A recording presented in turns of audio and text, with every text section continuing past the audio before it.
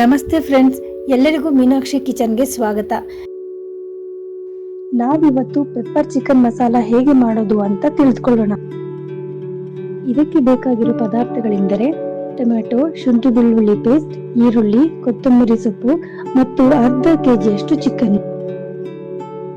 ಮೊದಲಿಗೆ ಸ್ಟವ್ ಮೇಲೆ ಕುಕ್ಕರ್ ಇಟ್ಟು ಅಡಿಗೆ ಎಣ್ಣೆ ಹಾಕಿ ಅದು ಕಾದ ಮೇಲೆ ತೊಳೆದಿರೋ ಅರ್ಧ ಕೆಜಿ ಚಿಕನ್ ಹಾಕಿ ಸ್ವಲ್ಪ ಹುರಿಯಿರಿ.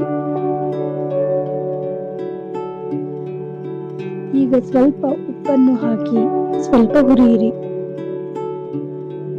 ಅರ್ಧ ಲೋಟ ನೀರು ಹಾಕಿ ಕುಕ್ಕರ್ ಮುಚ್ಚಿ 1 ವಿಷಲ್ ಕೂಗಿಸಿ ಎತ್ತಿಡಿ. ಆಮೇಲೆ ಸ್ಟವ್ ಮೇಲೆ ಬಾಣಲೆ ಇಟ್ಟು ಅಡಿಗೆ ಎಣ್ಣೆ ಹಾಕಿ ಅದು ಬಿಸಿ ಆದ ಮೇಲೆ ಹಸಿಮೆಣಸಿನಕಾಯಿ ಹಾಕಿ ಹುರಿಯಿರಿ. ನಂತರ ಹೆಚ್ಚಿರುವ ಈರುಳ್ಳಿಯನ್ನು ಹಾಕಿ.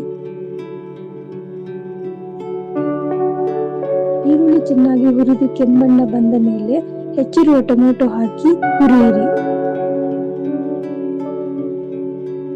ಟೊಮೆಟೊ ಚೆನ್ನಾಗಿ ಹುರಿದ ಮೇಲೆ 1 ಸ್ಪೂನ್ ಶುಂಠಿ ಬೆಳ್ಳುಳ್ಳಿ ಪೇಸ್ಟ್ ಹಾಕಿ ಹುರಿಯಿರಿ.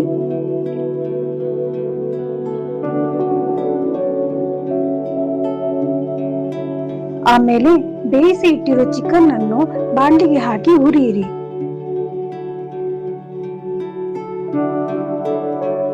ಆಮೇಲೆ 2 ಸ್ಪೂನ್ ಪೆಪ್ಪರ್ ಪೌಡರ್ ಅನ್ನು ಹಾಕಿ ಹುರಿಯಿರಿ.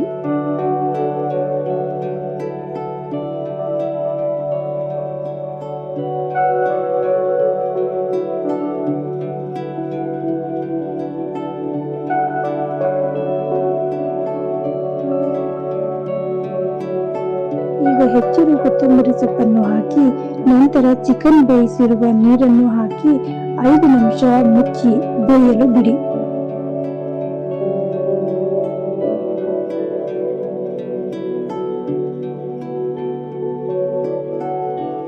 ಇವಾಗ ರುಚಿಯಾದ ಪೆಪ್ಪರ್ ಚಿಕನ್ ಮಸಾಲ ರೆಡಿ. ಇದು ಚಪಾತಿಗೆ, ಅನ್ನಕ್ಕೆ ತುಂಬಾ ಚೆನ್ನಾಗಿರುತ್ತೆ. ಊಟದಲ್ಲಿ ಸೈಡ್ಸ್ ಆಗಿ ಕೂಡ ತುಂಬಾ ಚೆನ್ನಾಗಿರುತ್ತೆ. ಈ ವಿಡಿಯೋ ನಿಮಗೆ ಇಷ್ಟ ಆಗಿದ್ರೆ ಲೈಕ್ ಅಂಡ್ ಸಬ್ಸ್ಕ್ರೈಬ್ ಮಾಡಿ, ಶೇರ್ ಮಾಡಿ, ಸಪೋರ್ಟ್ ಮಾಡಿ. Thank you.